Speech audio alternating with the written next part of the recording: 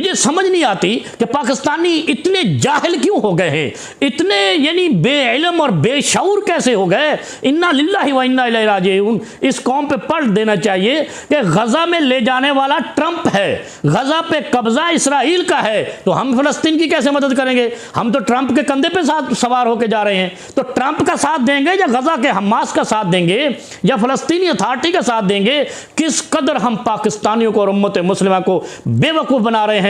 पीछे खौफ इमरान खान का है, जैसे अरब के जाहिलों को और फिरऔन के साथियों को खौफ मूसा अलैहिस्सलाम का था और अरब के सरदारों को मोहम्मद अरबी सल्लल्लाहु अलैहि वसल्लम का खौफ था। मैं चैलेंज से कहता हूं इस वक्त सारा खौफ ज़दा ये टोला जो रजीम शेद की शक्ल में है, आज ट्रंप उतर जाए ये आपको नजर नहीं आएंगे, ये इस मुल्क को भी छोड़ जाएंगे, इस कौम को भी छोड़ जाएंगे, इस मुल्क की दौलत जो लूट लूट कर बाहर ले जा रहे हैं। फिर आप देखें बसंत मना रहे हैं, इनको शर्म नहीं आती।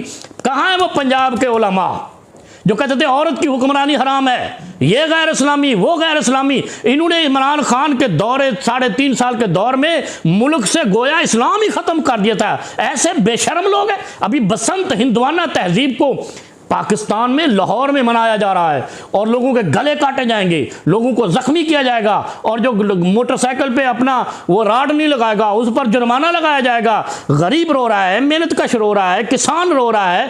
पंजाब के अंदर एक आफत है, कयामत है।